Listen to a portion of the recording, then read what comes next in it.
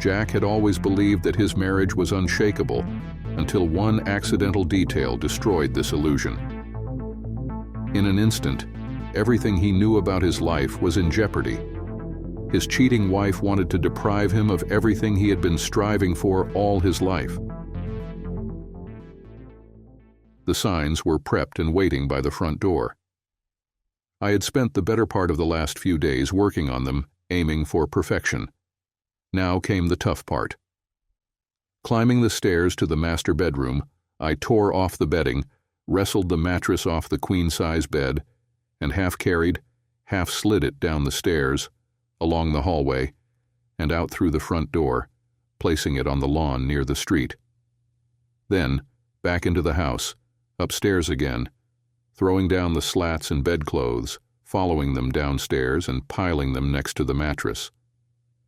Another trip to the bedroom, kicking apart the side rails and hauling them outside. A quick glance at my watch, 4:22. I had to rush, aiming to finish by 5. The headboard and footboard were next, and by 4:35 the bed was reassembled. Next was the kitchen table. It was light enough to scoot and carry, turning it sideways to angle it through the door and setting it beside the bed on the lawn. The last item was the 6x8 throw rug from the living room. I rolled it up, placed it with the other items in the yard, put up the signs, and proudly noted that it was only 4:55. 10 minutes left before my wife would be home. I walked to the middle of the street and turned to admire my work. It looked so beautiful, it almost brought tears to my eyes. Our marriage bed, the kitchen table, and the throw rug, the 3 places I knew for certain where my wife and her lover had been sleeping together repeatedly for the past 6 months. The signs were perfect, placed high enough to be out of reach. I read them one by one. The large sign in front of the furniture said, "These items are free for the taking. They're no longer wanted in this house. If you can stand the stench of infidelity and broken vows, feel free to take them." The sign above the bed read, "This is the bed where my wife repeatedly broke her wedding vows, throwing away our marriage by sleeping with her lover twice a week for the last 6 months."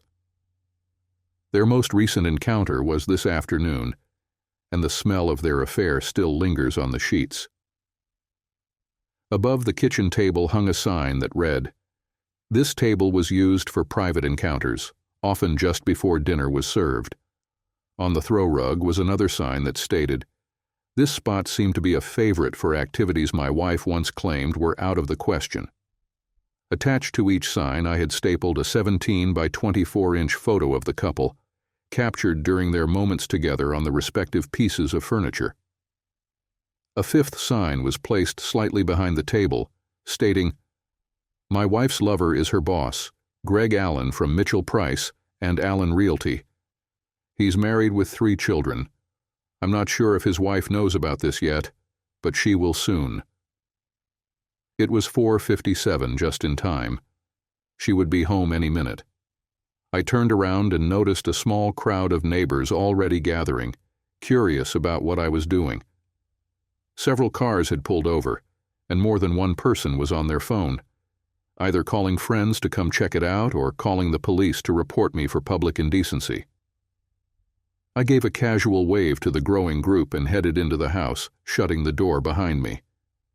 At exactly 5:05 p.m., I saw my wife's car turn the corner at the end of the street, slowing down as she noticed the crowd gathering near our house.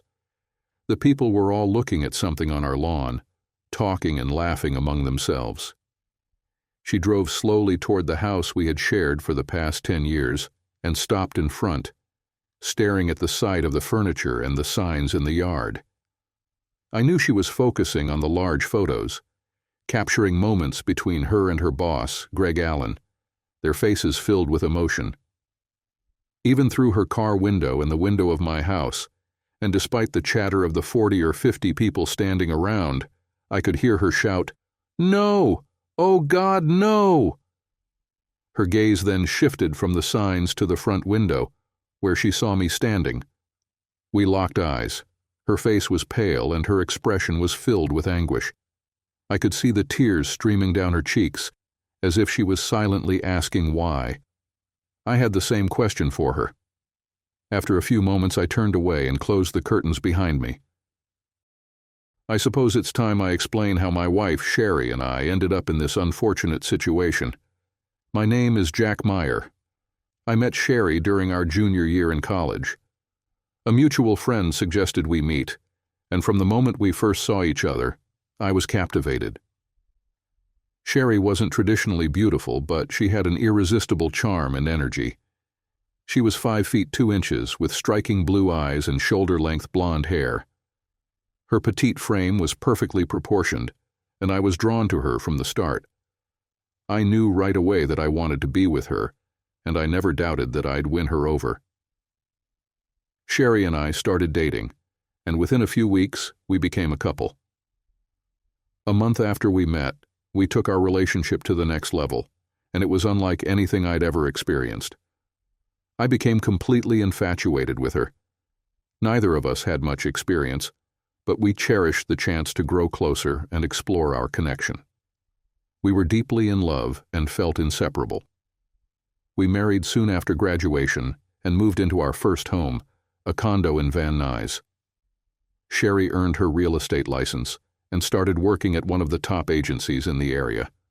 I used my engineering degree to secure a great job at an electronics manufacturing company, and we settled into what I believed was the perfect life. For the next 13 years, we built an amazing life together. We started out in our condo, but as our income grew, we bought our dream home and began our family. First came Shelby, who's now 8, and 2 years later Ryan arrived, who's now 6. Sherry and I adored those kids completely. Our world revolved around each other and our family. So what went wrong? I wish I knew. I wish I had noticed the small signs that something wasn't right, but I didn't. I was completely unaware, living in a bubble of love and trust with my wife. It took a random event to clue me in to what was happening, a random event triggered by our daughter Shelby getting sick at school. It was a Thursday, and just before noon, I got a call from the school nurse saying Shelby seemed to have come down with the flu. I was in the middle of a staff meeting, so I asked the nurse to please call my wife. She explained that she had already tried reaching Sherry at her office, but was told Sherry would be out for most of the day. She also tried our home but got no answer and left a message. When she called Sherry's cell, it went straight to voicemail. So she contacted me since Shelby needed to be picked up as soon as possible. I quickly apologized to my staff and rushed to Shelby's school to pick her up, then headed straight home. When we arrived and I opened the garage door, I was shocked to see an unfamiliar car parked where mine usually was, right next to my wife's. My throat tightened and my stomach churned. No, this can't be happening, I thought. There's no way my wife, the woman I loved more than anything, could be having an affair. It's just not possible. But still, why was there a strange car in the garage with the door down? Something felt terribly wrong and I needed to find out, but I couldn't let my daughter discover it with me. Shelby, stay in the car for a minute, I told her. But why? I'm tired, I want to go to bed, she complained. I know, sweetheart, but I think the exterminator is here spraying for bugs, and the fumes could make you feel even worse, I lied. The first lie I had ever told her. Let me check inside first and then I'll come get you. Shelby grumbled a bit more but settled back into her seat to wait for me. As quietly as possible, I entered the garage and unlocked the door to the kitchen, hoping to find my wife sitting at the table with one of her friends, drinking coffee and chatting. But when I rounded the corner, the kitchen was empty. I walked through it and turned toward the living room, hoping to see her on the couch, engaged in conversation, but it was empty too. Then I heard her laughter, that familiar, joyful sound. It was coming from upstairs, and my heart sank. The only rooms up there were the bedrooms. My knees went weak and I felt like I might be sick, but I had to keep going. No matter how bad it seemed, I needed to know. I quietly climbed the stairs, the carpet muffling my steps. The first room was my daughter's. The door was open, and her bed was still made, the room empty.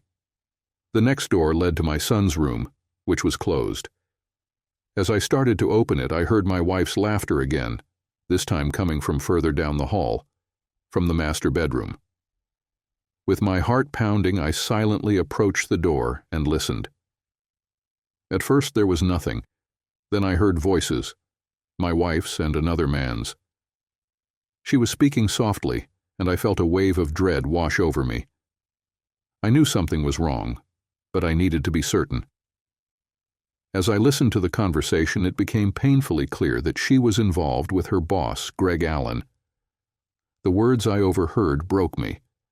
My wife was saying things I never thought I'd hear, how she felt something with him that she didn't with me.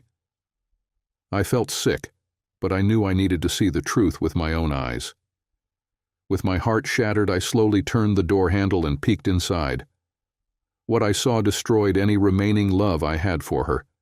She was with him, confirming my worst fears. My first instinct was to storm in, but I realized that wouldn't solve anything. This wasn't something being forced on her. She was willingly involved. I stood frozen, trying to process what I was seeing. Eventually, I couldn't watch anymore. I quietly shut the door and walked down the stairs, trying to hold back the wave of nausea that hit me. Somehow, I made it to my car, shaken and devastated. "Daddy, where are we going?" "I don't feel well. I just want to sleep," Shelby said from the back seat. "I know, honey, but trust me, staying there would only make things worse. We're going to Grandma Sharon's for a while," I told her, not revealing the painful truth. It was a 15-minute drive to my mom's house, and during that drive my mind spiraled out of control. My marriage was finished, over, with no chance of fixing it. There was no way I could stay with the woman I had just seen moments ago, caught in bed with her lover. My bed. My bed. That woman. That traitor. That cheater. I hit the steering wheel in frustration as tears started streaming down my face. "Daddy, what's wrong?" "Nothing, Shelby. I'm fine. The smell in the house just got to me. I'm fine, don't worry." I dropped Shelby off with her grandmother, telling her I'd be back to pick her up in a few hours. I didn't explain what I had just witnessed to my mom, just asked her to watch Shelby while I went back to work. As tempted as I was to return to my house and confront them, I knew I needed more than that. I needed revenge. On the drive back to my office, I began to form a plan to destroy my wife and her boss for good. The electronics company I worked for had multiple divisions. I was a senior engineer in the medical equipment division, which shared a large facility with another division responsible for designing and manufacturing commercial security equipment. When I arrived at my office, I told my assistant to make sure I wasn't interrupted for the rest of the afternoon, then picked up the phone to call my counterpart in the security division. Dan Taylor, an exceptional engineer and a close friend since our college days, answered. I told him I needed to speak with him urgently, and he mentioned he was heading my way anyway to drop off some blueprints and would see me in about 30 minutes. I instructed my assistant to let Dan in as soon as he arrived, and true to his word, he knocked on my door 20 minutes later. "What's going on, Jack?" he asked. "Come in, Dan, and close the door," I replied. "Whoa, you look like you've just been through something rough," he said. "I think I have, and I really need your help." "Anything, Jack. What happened?" "I caught my wife and her boss together, at my house, in my bed." "Wow, Jack, are you serious?" "I wish I wasn't. I went to pick up my daughter from school, and when I got home, I saw a strange car in the garage. I quietly entered and found them in our bedroom. As unbelievable as it sounds, it's true." "Man, Jack, that's tough. What did you do when you saw them?" "I didn't confront them. I wanted to, but my daughter isn't feeling well and I couldn't risk her seeing anything. I made her wait in the car while I checked. After I saw them, I left quietly and took Shelby to my mom's." "So, what's your plan now?" I'm not sure yet, but I know I need proof. I need video and audio next time, and that's where I need your help. You need cameras and microphones? Something small, that I can hide in multiple rooms to record everything. I think I can help with that, Jack, but how do you know there'll be a next time? Maybe this was just a one-time thing. No, Dan. They mentioned this has been going on for the past 6 months. I don't know if they always meet at my house, but I'm willing to bet they do. Hotels leave paper trails, and her boss's wife stays home, so my house is the only option when I'm at work and the kids are in school. We chatted for a few more minutes before getting down to business. Dan told me he had access to a new beta line of wireless mini cameras and microphones that could be connected to my laptop or home computer. He also had a small voice-activated recorder that I could place under Sherry's car seat to pick up any conversations while she was driving. It would only catch her side of the talk, but it was better than nothing. I thanked him and told him I'd pick everything up at his office the next day. Going home that night was one of the hardest things I'd ever done. I wasn't sure if I could look at my wife and pretend nothing had happened. I decided the best approach was to make Sherry think I wasn't feeling well. After all, it wasn't far from the truth. I picked up Shelby from my mom's house, and when I got home, Sherry was in the kitchen preparing dinner. She became frantic when she saw I had Shelby with me. "Where have you been?" "Why didn't you call to tell me Shelby was sick? I just got the school nurse's message on the answering machine." "The school tried to call you, Sherry, but for some reason you couldn't be reached. They called your office and were told you weren't there. Then they tried the home phone and left a message. They even called your cell, but it went straight to voicemail." Oh God, I must have accidentally turned it off while I was showing houses. I didn't have a minute to myself all day. Yeah, I bet, I thought. Too busy with other things to care about your daughter. Sherry hugged Shelby, apologized to her, and helped her to bed. For all her faults, Sherry does love her kids. But I was clearly the obstacle standing in the way of her happiness. Well, that was about to change. Soon.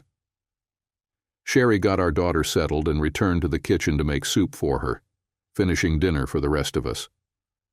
"I'm not feeling great either," I told her. "I think I'll sleep in the guest room tonight, just in case I'm coming down with something." Sherry touched my forehead. "You do feel a bit clammy and you look pale." Pale and clammy, I thought. That's what happens when you discover a betrayal. I didn't respond. I just turned away and went upstairs. My first stop was the master bedroom.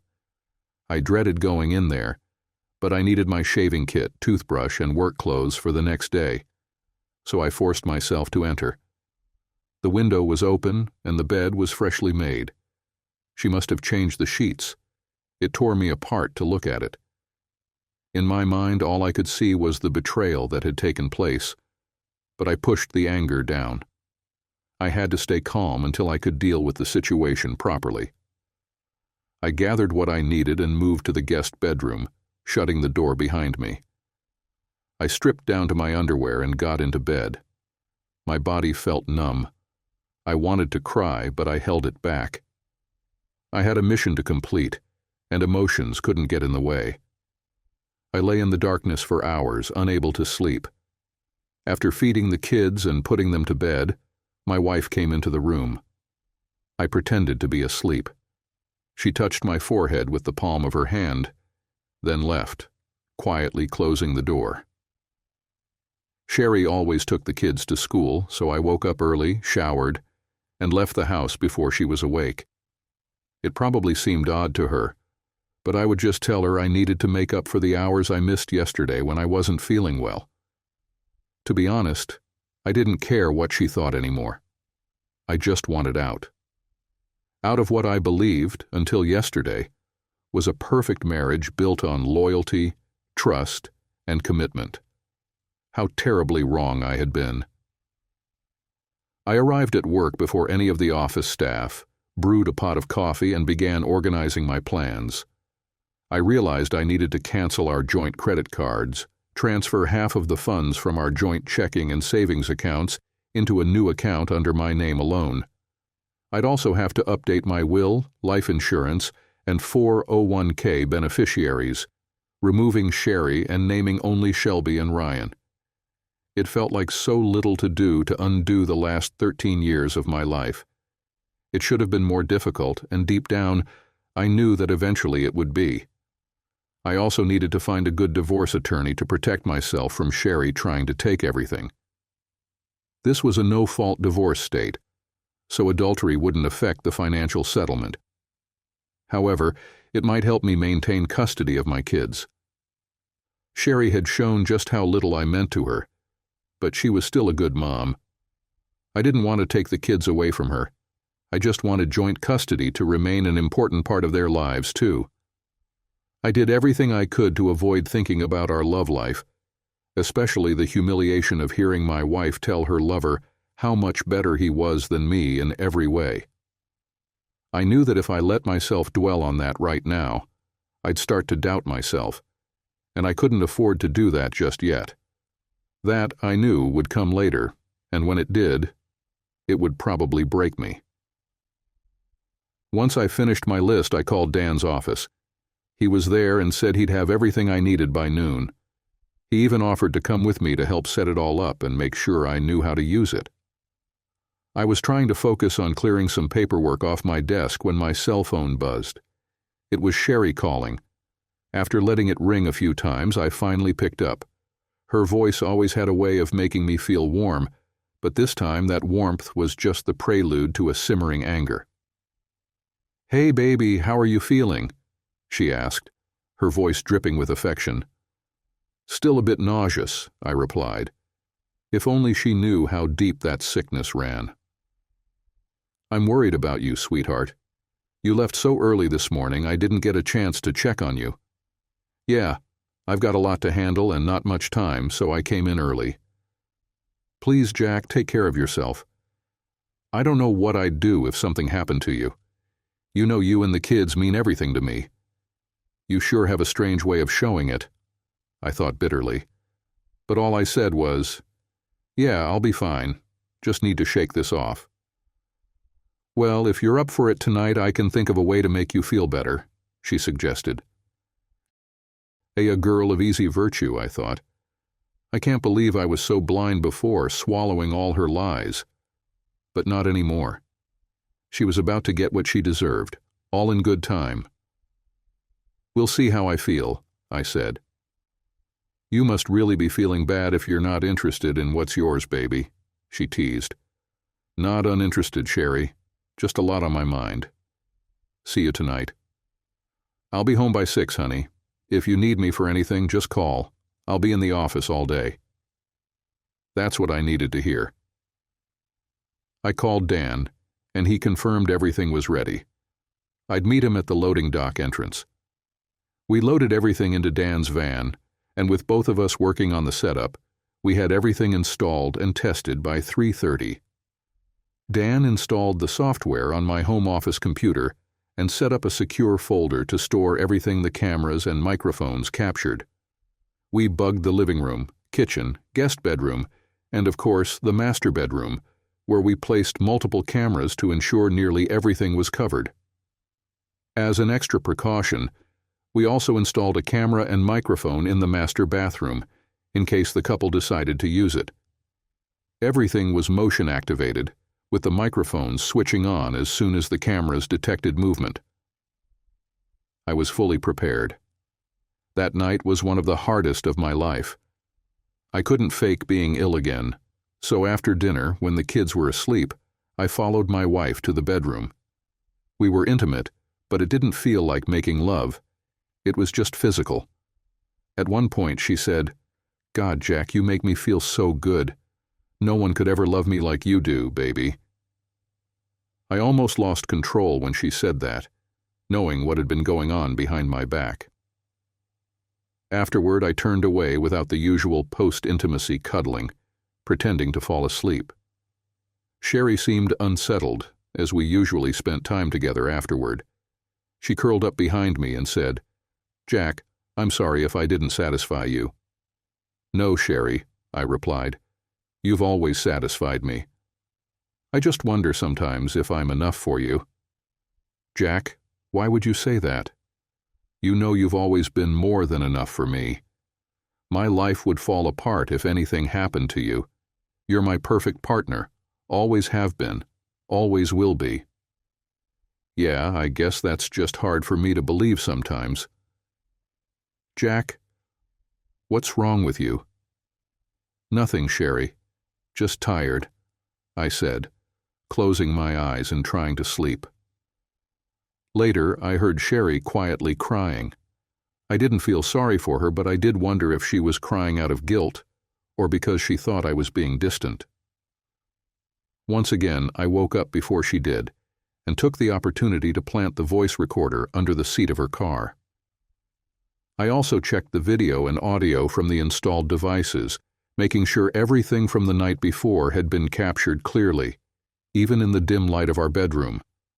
When Sherry got up, she was a bit irritable at first, mentioning that I'd said some things the night before that had upset her. But after giving me a quick kiss on the cheek, her mood brightened. I think it had something to do with her plans for the afternoon with her boss. I poured her a cup of coffee and mentioned that I'd be in my office all day. She said she had to spend the afternoon showing a few homes and was confident she'd make a big sale, but she'd still be able to pick up Shelby and Ryan after school.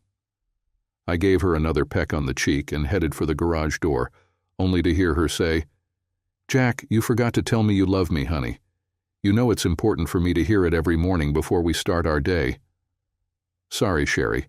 I just thought you knew by now how I feel about you. I've just got a lot on my mind." "All right, I'll let it slide this time. But a girl needs to hear her man say he loves her. Don't forget that." "I won't, I promise," I said, and walked out. Sure, I'll tell some woman how much I love her, if I ever find one I can trust enough to fall in love with again. The information Sherry gave me about showing homes all afternoon made me think that she would likely spend some intimate time with the real love of her life. I hoped that was true. I was tired of the games and just wanted this whole mess to be over. I actually got some work done in my office during the morning, though I kept checking my watch. Finally, at noon, I told my secretary I'd be gone for a few hours and put my plan into action. I took one of the company vans and parked across the street from my house, waiting to see what would happen. It wasn't until nearly 1 o'clock that I saw Sherry's car pull up. She opened the garage door and parked in her usual spot. When she got out and went into the house without closing the garage door, I figured she was either planning to leave again soon or expecting someone. 10 minutes later, I realized she was expecting someone when the same car I had seen the day I discovered their affair pulled into our driveway and parked in the garage, taking my spot just like he had taken my place in my wife's life. I watched him step out of the car as the garage door closed behind him. I had to admit, they were bold, meeting in my house, in my space, to continue their relationship. It only confirmed that they both believed they would never get caught. Either that, or they simply didn't care anymore. But soon, they would realize just how wrong they were. They had been caught, and I would ensure they fully understood the consequences. With this final confirmation of my wife's betrayal, and knowing I would soon have all the visual evidence of their illicit affair, I finally allowed myself to cry. For 13 years, I had believed my loving wife would never be unfaithful to me, just as I would never be unfaithful to her. But as the tears flowed, the first wave of doubts began. Was he really that much better as a lover? I could see he wasn't any bigger than I was. Maybe he was better looking, though neither of us would win any prizes for that. Why would she risk destroying our marriage and his, knowing there was no way I wouldn't tell his wife exactly what the two of them had been doing? I wanted so badly to go inside and confront them, but for what?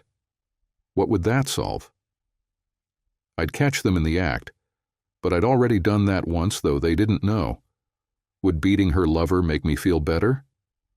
Yes, but I'd probably end up in jail for it, and honestly, by now, neither of them was worth the trouble. My only concern was how all this would impact my kids, and his, since I was ready to bring him down just as he had destroyed me. By 2:30, they must have been done, because the garage door opened, and her lover reversed his car out and drove away. 15 minutes later, my wife followed, closing the garage door behind her. I knew she'd be back home with the kids by 3:30, so I quickly parked in the garage and headed to my home office. I didn't want to spend much time reviewing the footage, just enough to confirm that the evidence I needed was securely stored. After a few minutes, I'd seen enough. Although it wasn't exactly the same as last time, it was just as explicit. They started in the kitchen, talking and laughing as they crossed boundaries right where we shared meals. Afterward, they moved to our bedroom. At one point, her lover suggested they try a different room, but my wife firmly said no. While she allowed him to take liberties in our marriage, at least she set a boundary when it came to our children's rooms. In the bedroom, they spent time together, and while they didn't exchange words of love, my wife kept complimenting her boss. What hurt the most was the way she talked about him as though he was something I could never be. As their final act, they moved to the living room, reliving memories they had created together. It disgusted me. After it was over, her lover left, and my wife took a quick shower before heading out. I assumed she'd clean up and change the sheets before bringing the kids home, giving herself time to cover her tracks. With the proof safely stored, I shut down the system and left the house. I didn't bother inspecting the bedroom. I had seen enough. Even though my heart had hardened toward her, I felt a sickness inside, soon replaced by anger. I even smiled, knowing the storm I was about to unleash for their betrayal. Back at work, I updated Dan on everything I had seen and heard. Like me, he couldn't understand how someone who once seemed so loving could act this way. Not only had she broken the vows we made, but she had gone out of her way to humiliate me with her actions. The pain was overwhelming, but I knew I had to push through if I was going to finish what I had planned for both of them. I needed to find a good divorce lawyer, and Dan suggested I contact the law firm the company worked with to see if they could recommend someone. I reached out to one of the corporate attorneys I knew at the firm, and he gave me the names of 3 divorce lawyers with strong track records of defending husbands' rights. The first lawyer I called was about to retire and wasn't accepting new clients, but the second one agreed to meet me the next afternoon at 3. With that settled, I decided to focus on canceling credit cards, changing beneficiaries, and moving money around the next morning. When I got home that evening, Sherry was in the kitchen making dinner, while the kids were in their rooms doing homework. She was wearing a yellow sundress, and she looked stunning. For a moment, I felt like my heart might break all over again. She was smiling and seemed so cheerful, probably in her usual good mood after her afternoon rendezvous. "Hey, baby, how's my man?" "I hope your day was as good as mine," she said, making my eyebrows rise in surprise. "My day was interesting. Not that great, but I did find out a few things I wasn't aware of." "What made yours so wonderful?" I asked, already knowing the real reason behind her joy. I'm sure being thoroughly satisfied by the world's greatest lover can brighten anyone's day. "I made a sale," she said. "First one this week, but I might have another one on Thursday when I show some more houses." "Guess today was your lucky day," I responded without much enthusiasm. "Anything else special happen? Meet anyone interesting?" I asked. She gave me a puzzled look. "No, honey, just the usual. Working to get through my day so I can come home to my family. You know that's where my heart is." I nodded. "I also know where your body used to be," I thought as I headed upstairs to our bedroom to change. While I was getting dressed, I noticed the sheets had been changed, and the room smelled fresh.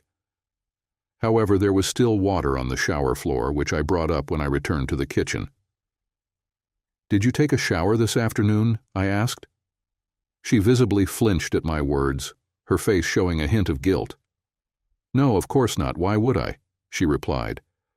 "I don't know, but there's water on the shower floor and it usually dries up within a few hours." "Oh, it's probably the drain clogging again," she said quickly. "Maybe," I replied, "but I cleaned it out a couple of weeks ago. Unless someone's sneaking in here for a secret visit and using the shower afterward." For a moment, she stood still, not moving for several seconds. She didn't turn to look at me, just kept facing the counter with her head lowered, continuing to tear apart lettuce for the salad. "My Jack, you really do have quite the imagination to come up with something like that." "That's me," I replied. "Mr. Imagination. Or maybe it's ESP. Sometimes I think I can read minds." "Well, if you could read mine, you'd know how much I love you." She tried to laugh, but it came out tense. "I'll be in my office. Let me know when dinner's ready," I said. She turned slightly and glanced at me, her expression worried. Dinner was quiet, not much conversation. Sherry seemed startled when I took her usual seat at the table and made her sit in my spot, the same place where she had spent time earlier that day. "Jack, you always sit there. Why change things now?" "Oh, I thought it might be nice to have a different view for once." Sherry gave me a strange look, and when she sat down, she barely ate, mostly just moving the food around her plate. During dinner, the kids talked about their day, while Sherry and I mostly listened, occasionally making polite comments. After we all helped clean up the dishes, I went back to my office to work on my project. I reviewed the footage from that day, selecting appropriate still frames to turn into photos, then downloaded them to a file so I could print large copies with my Epson T3000. Afterward, I carefully crafted the text for the signs I'd create using the photos. The only things left were to see my lawyer to start the divorce process, organize my finances, and wait for the next time my wife and her lover showed up at my house. When I finally went to bed that night, Sherry was already asleep, or at least pretending to be. I was confident that my actions earlier had given her something to think about. Not that it made any difference. There was nothing she could say or do to change my mind about divorcing her for cheating. There was also a small satisfaction in knowing I had probably made her at least a little nervous. She had mentioned that she expected to make another sale on Thursday, and I took that as a sign that she and her lover would be meeting that day. That would also be the day I planned to destroy them. The next morning, I got up early again, showered, and left before Sherry woke up. I had a lot to do, and I wanted to give myself plenty of time to get everything done. My appointment with my lawyer wasn't until 3 p.m., so I had enough time to sort out all the financial matters. My first stop was HR, where I changed the beneficiaries on my life insurance and 401k from Sherry to Shelby and Ryan. The woman helping me gave me a few odd looks, but I didn't feel the need to explain my decisions to her or anyone else. Next, I canceled all our joint credit cards and applied for a new one in my name only. Then I headed to the bank, where I transferred half the funds from our joint checking and savings accounts to an account in my name at another bank. I knew I should address the matter of the house, but I figured the courts would let Sherry stay there with the kids, so I decided to wait until I could consult with my lawyer before making any decisions about that. At 3 o'clock, I had a meeting with my lawyer and found him to be a fairly agreeable person.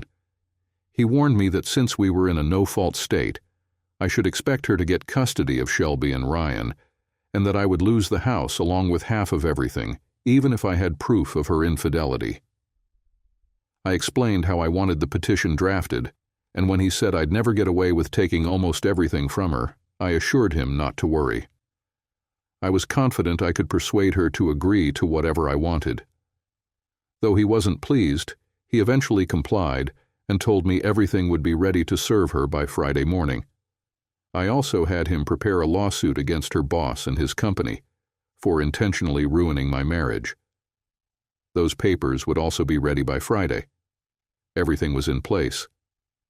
That night when I got home, I was distant toward Sherry. Honestly, I was done and just wanted it all to end so I could move on with my life. I knew there would still be plenty of pain and heartache ahead, but I also understood there was no going back. Either way, soon enough I'd be sharing the pain and suffering with my cheating wife and her scumbag lover.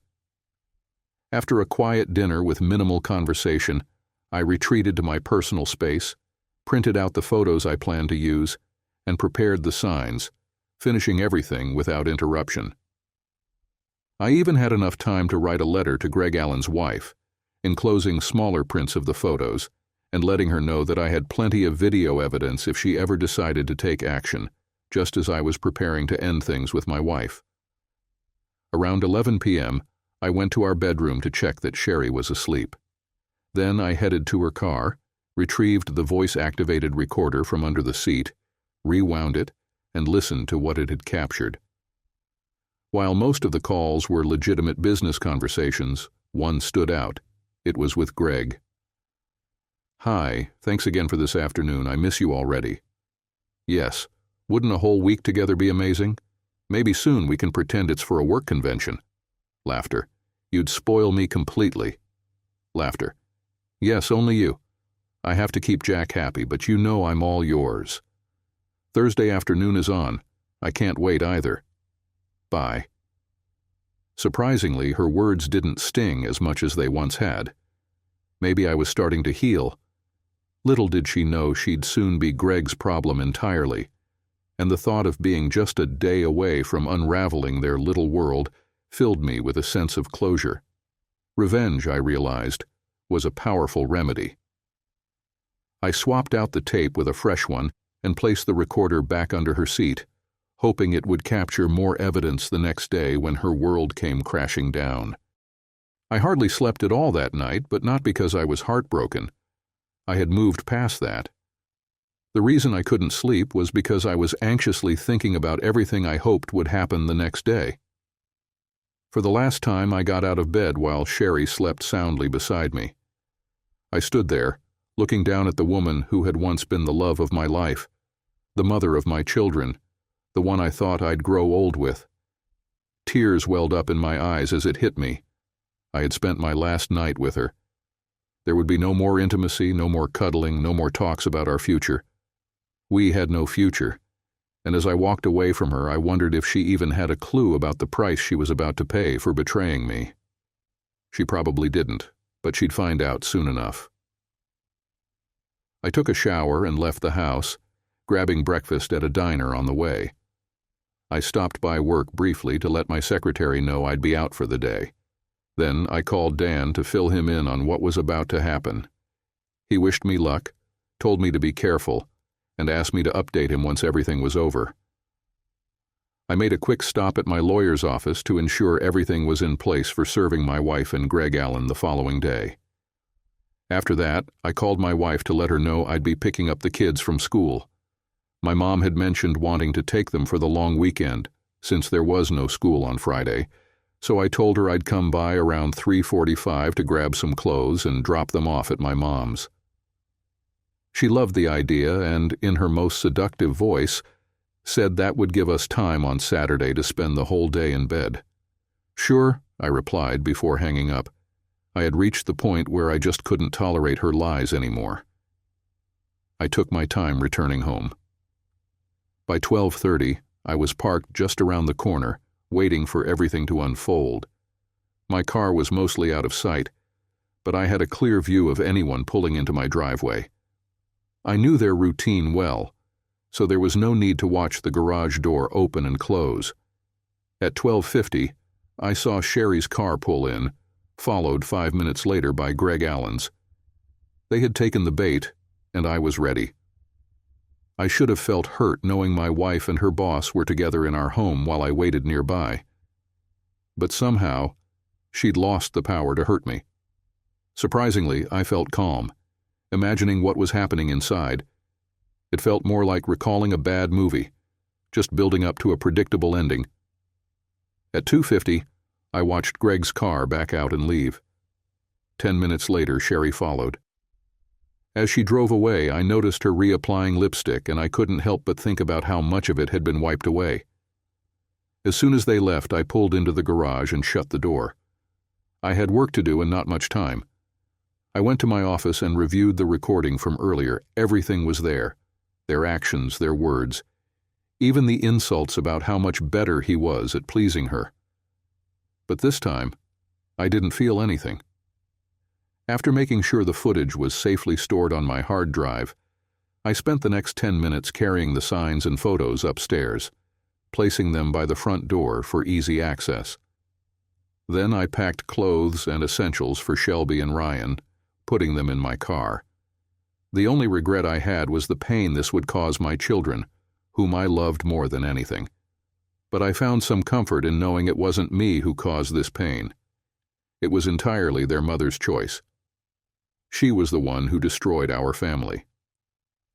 At 3:15, I drove to their school and was there when the final bell rang. I told them they'd be spending the weekend at Grandma's, and they were excited. 45 minutes later, I dropped them off and returned to the house, ready to set my plan in motion. And that brings us back to where it all began. Furniture on the lawn, signs in place, neighbors watching, and Sherry coming home to the realization that I knew everything. I didn't hear from Sherry that night, although I expected to. There was a call from her cell phone late in the evening, but when I answered, no one was there. An hour after Sherry left, the police showed up. They were understanding but informed me that I had to take down the signs and photos, or they'd have to cite me for disturbing the peace and public indecency. So, I took them down. They had already served their purpose. My wife had seen them, and from the look on her face before I turned away, I knew her life had started to descend into chaos. That night I drank most of a fifth of Maker's Mark and passed out in a drunken haze. I woke up Friday morning with a massive hangover, but even so, I felt a strange sense of power. Sure, I was sad and lonely, but I also knew I'd found the strength to put aside my anger and hatred just long enough to get my revenge on my unfaithful wife and her jerk of a lover. Around noon, I pulled open the front window curtains and noticed the rug, kitchen table, and bed were gone. All that remained were the mattress and the intimacy-stained sheets. I figured I'd either haul them off or burn them later. The rest of the morning passed without incident, but by 3 in the afternoon, everything started to unravel. I was confident that Greg Adams' wife had received the letter and photos that morning, and my lawyer informed me that both Sherry, Greg Adams, and his business partners had been served at their workplace. He told me that Sherry collapsed on the floor, sobbing uncontrollably, while Greg completely ignored her, running around the office and calling me a bastard, threatening to harm me. His partners, however, locked themselves in a room for 15 minutes before coming out to hand Sherry her final paycheck, informing her that her services were no longer needed. They also gave Greg a check for his share of the partnership. When he protested, refusing to sell his stake, they cited a section from the company's corporate bylaws related to moral conduct and inappropriate relationships with staff. This clause gave them the authority to cut ties with both him and his mistress. At that moment, the receptionist told Greg that his wife was on the phone, demanding to speak with him. She had received the letter and photos I'd sent and wanted to inform him not to bother coming home, and that she would be filing for divorce the following day. Later, I found out from the husband of one of the women working at the agency that after Greg was escorted out of the building, everyone turned their backs on my soon-to-be ex-wife. She reportedly lay on the floor for about 30 minutes, sobbing and wailing. Eventually, she managed to pull herself together and leave, but no one knew where she went after that. The next day, Sherry finally called me. She sounded terrible. She wanted to know where the kids were and if they knew anything. I reassured her that they were safe at my mom's house, that they didn't know anything, and they wouldn't hear any of the ugly details from me. She thanked me for that, and then asked if she could come by to pick up some of her things. I told her she could, of course, and all she had to do was let me know when. I would leave for a few hours so she could collect what she needed. She asked if I could stay and talk with her, but I told her I didn't have anything to say, which made her start sobbing again. "You know I'm sorry," she said. "You have to know how sorry I am, Jack. I never meant to hurt you." I couldn't help it. I actually laughed. "How can you even say you're sorry, Sherry, and that you never wanted to hurt me? What did you think I'd do when I found out? Congratulate you too. I never wanted you to find out. I love you, Jack. I've never loved anyone but you." "I don't think you even believe that, Sherry. How could you? After telling your lover how much better he made you feel than I ever could. How he was the only man who could complete you. How every time I made love to you, all you could think about was wanting him inside you." "Jack, I never said those things. How could you ever believe I would say something like that to him?" "Because I have the recordings, Sherry, of you saying exactly those things. You told him that if you didn't have to let me be with you occasionally to keep me happy, your body would be his entirely. Yes, Sherry, I've got video of you with him, and you seem to enjoy every moment. You even said that I'd never get the same privilege because your body belonged to him. You told him that whenever I tried, you shut me down completely, saying it was disgusting. I have it all, Sherry. Every word, every insult, every degrading thing you said about me. There's nothing left to say, Sherry, and nothing you can say will change how I feel. Jack, I love you. You have to believe that I've always loved only you. I don't know why I said those things to Greg. Please believe me, I didn't mean any of it. I was just trying to boost his ego because he always complained about how his wife belittled him. So let me get this straight. You spent months belittling me, mocking me, all to boost his ego. Is that what you're saying? You felt sorry for him, so you not only put me down but also chose to be with him for 6 months just to make him feel better. Yes, Jack, I never intended to hurt you. I didn't mean for any of this to happen. If you didn't mean it, then why did you do it? And why let him do things you always refused with me? I don't know, Jack. It just felt different with him. That's all it was, just something different. But with you, it's always been real love. You are seriously messed up, Sherry. I can't believe it took me this long to figure it out. I don't love him, Jack. I love you. Please, Jack. If you can find it in your heart to give me a chance to make things right, I'll give you everything. I was so foolish. Of course, my heart belongs to you. Please, Jack, don't leave me. Sorry, Sherry, I don't love you anymore. I don't need to leave you because you already left me, emotionally at least. The things you did with him and the words you used about me show that you don't love me. You can't love someone and hurt them like that. I'm done, Sherry. The only reason I'll have anything to do with you is because of the kids. Shelby and Ryan deserve better, and I'm going to do everything I can to protect them from the fallout. Why did you tell his wife, Jack? That wasn't fair. Unfair? Sherry, what you did to me and our family was unfair. Why do you think I told her? First, because he destroyed our family. Second, because his wife deserved to know the truth.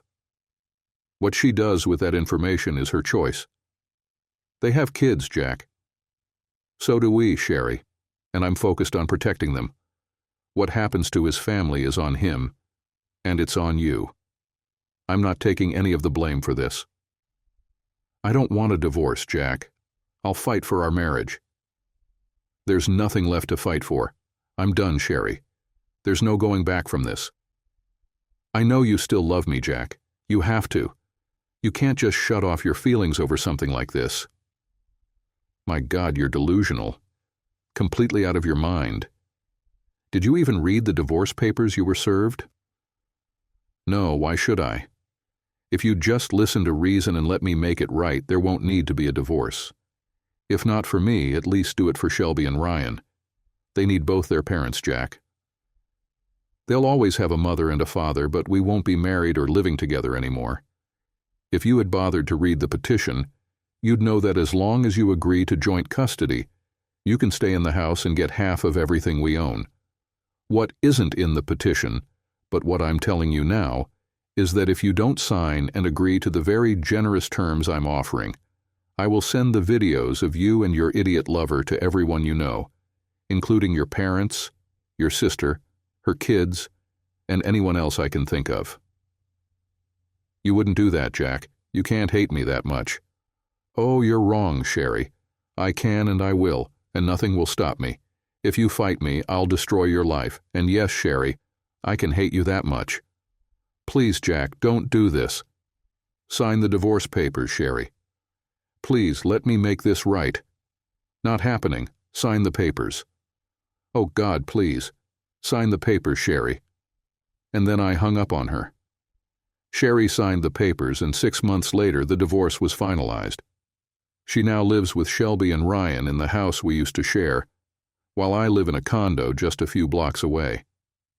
Since we're in the same school district, the kids' routine was barely affected, though they definitely felt the emotional toll of the divorce.